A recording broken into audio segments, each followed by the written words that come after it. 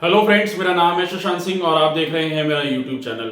तो आज का जो टॉपिक है, अब जिसके बारे में हम बात करेंगे, वो है हमारा आफ्टर फरवरी।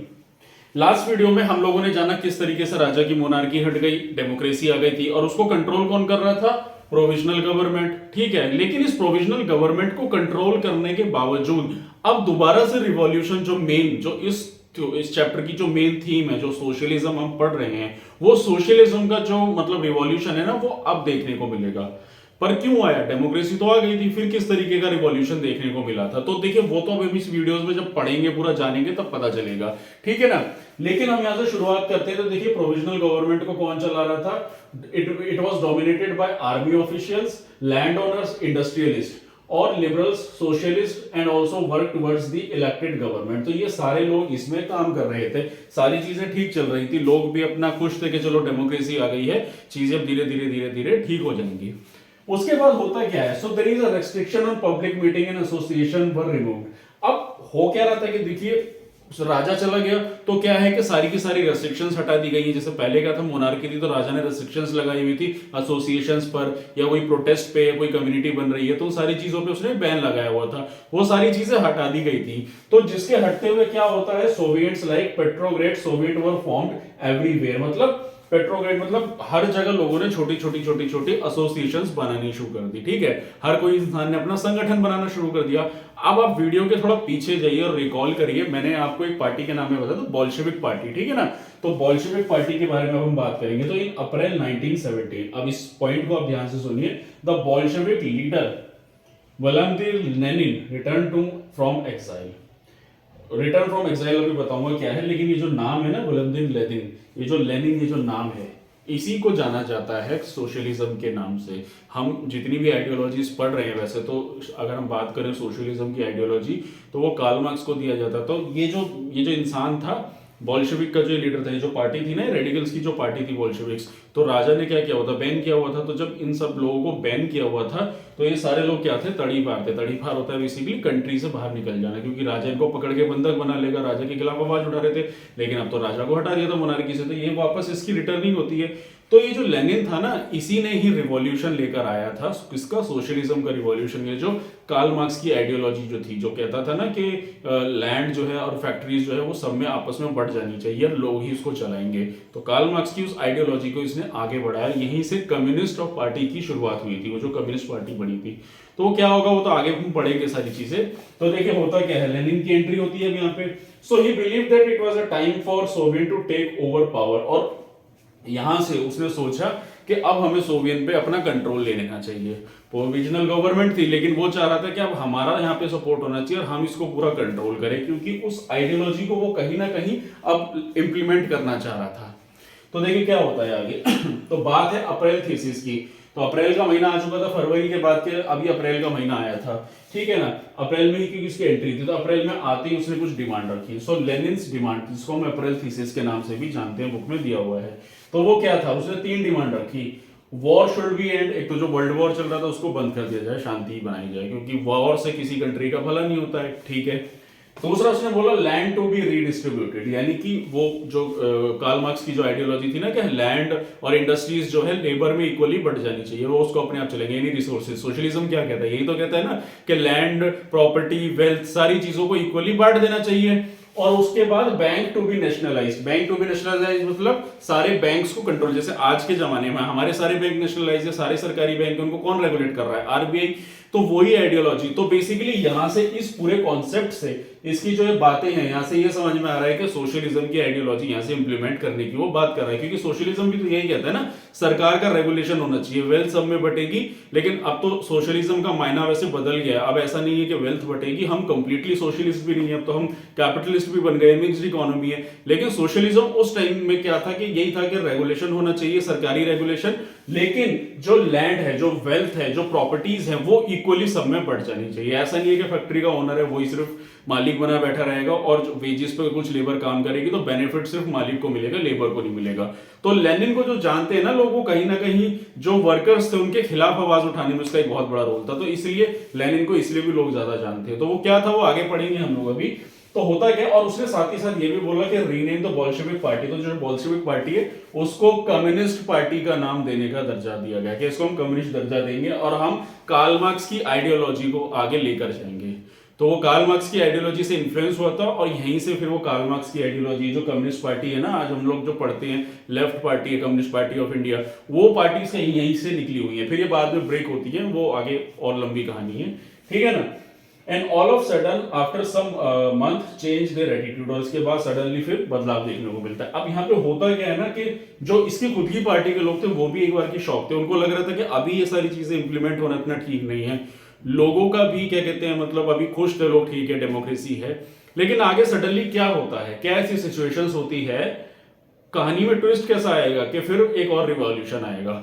देखिए रीजन फॉर अक्टूबर रिवॉल्यूशन, तो ये जो रिवॉल्यूशन है ना, देखिए फरवरी में रिवॉल्यूशन आया था जब राजा की मोनार्की हटा दी गई थी, अप्रैल में लेनिन की एंट्री होती है।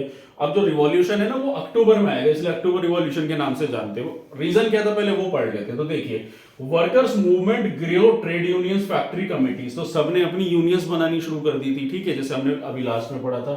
Soldiers committee were formed in the army, तो आर्मी के लोगों ने भी अपनी कमिटी बनाई, और इन्हीं सभी के चलते क्या होता है, in June 500 Soviet sent represented for an all Russian Congress of Soviet, तो मतलब ये बेसिकली क्या था कि 500 ग्रुप्स बन चुके थे ऐसे, हर कोई अपना अपना क्या कहते हैं एक पूरा संगठन एक अपना वो बना के तैयार कर रहे थे लोग। तो कहीं ना कहीं बेसिकली क्या हो रहा था कि अब सरकार की जो भी इंप्लीमेंटेशन थे या जो भी चीजें थी, अब ऐसा तो नहीं ना कि सारे लोग खुश रहेंगे, ठीक है, आइडियोलॉजी तो वहां कुछ ना कुछ सोशलिज्म की स्प्रेड हो ही रही थी, आइडियाज भी थे, तो लोगों ने अपने अपने ग्रुप बनाने शुरू कर दिए थे। तो सरकार के खिलाफ जैसे कहते हैं ना कि अब प्रोटेस्ट करना, और क्या कहते हैं सरकार के खिलाफ, जो डेमोक्रेसी का मतलब क्या होता है, सरकार के खिलाफ आवाज उठाना, प्रोटेस्ट करना, यूनियन बनाना, वो चीजें निकल कर आ रही थी। और इन सब के चलते हुए क्या होता है, provisional government was not happy.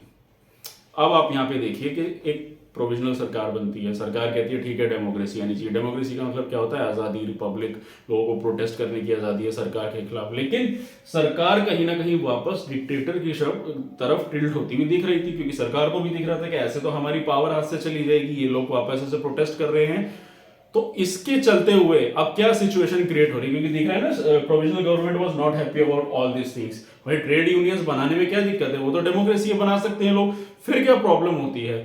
तो देखिए क्या होता है उसके बारे में बताऊंगा मैं। तो अब दिख रहा था कि सरकार किस तरीके से एक्शन लेने वाली, क्योंकि सरकार तो खुश थी नहीं। तो अब क्या होता है, तो देखिए, तो ये जो था ना हमारा रीजन फॉर अक्टूबर रिवॉल्यूशन, तो मैंने स्लाइड चेंज कर दी है पूरी। अब अगली स्लाइड में हम क्या जानेंगे, तो इसमें क्या होता है देखिए। तो provisional government took the following steps, तो अब सरकार कुछ ना कुछ तो एक्शन लेगी ना, लोग इतने प्रोटेस्ट कर रहे हैं उनके खिलाफ, तो अब यहाँ पे सरकार का भी काम है कि चलो फिर इनके खिलाफ एक्शन लिया जाए। तो सरकार के एक्शन लेती है, so they control workers by arresting their leaders, उनके लीडर्स को अरेस्ट करना शुरू कर दिया।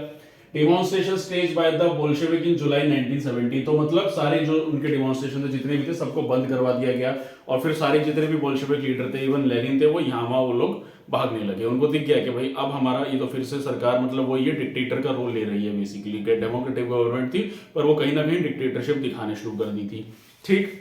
उसके बाद क्या होता है, तो ये तो सिचुएशन हुई कि जब ये सारी प्रोटेस्ट हुई, सारी कंडीशन हुई, लेनिन आया, जिस तरीके से एक आवाज उठाई गई, कुछ डिमांड रखी, और इस तरीके से सरकार ने बाउंस बैक किया उन लोगों के खिलाफ। लेकिन अब बात करेंगे हम what was the situation in country side, यानी कि शहर से थोड़ा बाहर गांव देहात में, यानी कि रूरल एरियाज में क्या कंडीशन चल रही थी।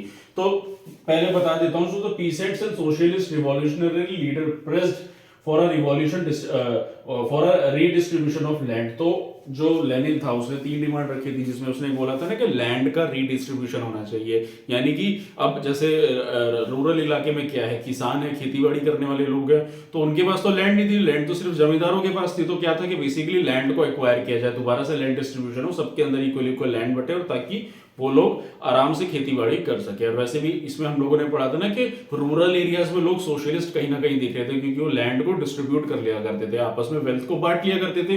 वो सोच, वो आइडियोलॉजी रूरल्स में ज्यादा स्प्रेड हो रही थी। तो ये जो सोच थी, जब उसकी जिस तरीके से स्प्रेड हो रही थी, तो इसके चलते क्या हुआ था, लैंड कमिटी बनने लग लगे। तो लैंड कमिटीज वर फॉर्म, तो गांव में लोगों ने अपनी अपनी लैंड कमिटीज बनानी शुरू कर दी। तो क्या था, बेसिकली सोशलिज्म की तरफ टिल्ट हो रहे थे यहाँ पे लोग। यहाँ पे आवाज उठाना, सोसाइटी में एक इक्वालिटी, फ्रेटर्निटी, ये जैसे हमने फ्रेंच रिवॉल्यूशन में पढ़ा था, वो चीज तो हो चुकी है सोसाइटी में। यहाँ पे रशियन रिवॉल्यूशन में हम क्या पढ़ रहे हैं, यहाँ पे लोग आवाज उठा रहे हैं इक्वालिटी के, वेल्थ के लिए, सबको बराबर का, बेसिकली इकोनॉमिक इक्वालिटी की यहाँ पे बात हो रही थी। तो इसलिए सोशलिज्म आ रहा था। तो अब जब ये सारी चीजें हुई, जब वहां पे किसान थे, गांव के लोग थे, सब लोग निकल कर आए। तो peasants seized the land between July and September 1917। July से और सितंबर के मंथ के बीच में फिर काफी सारे किसानों ने इस तरीके की हरकतें करी। मतलब जो बड़े बड़े जमींदार थे, जो ओनर थे, लैंड ओनर्स थे, उनको पकड़ पकड़ के मारना शुरू करा, उनकी लैंड एक्वायर करनी शुरू करी। तो क्या था, बेसिकली टेरर फैलने लग गया, इलीगली सारी चीजें होने लग गई। उन लोगों को भी आवाज उठाई, क्योंकि लेनिन ने जो आवाज उठाई थी वो आवाज इस तरीके से उठी कि दूर दूर तक फैली बोल्शेविक पार्टी। क्योंकि ये सारे कौन लोग थे, रेडिकल्स कौन थे, जो लोग सोसाइटी में बदलाव चाहते थे एक्सट्रीम लेवल पे। तो इस सब के चलते हुए क्या हुआ फिर, so this all provide a fertile ground for October revolution. और इन्हीं सारी चीजों को कहते हैं, एक चिंगारी को फिर एक मतलब पूरी आग मिल गई अच्छे से, और जिस तरीके से फिर अक्टूबर रिवॉल्यूशन निकलकर सामने आता है। और इस तरीके से फिर शुरुआत होगी अक्टूबर रिवॉल्यूशन की, जो हम पढ़ेंगे अब अगली वीडियो में।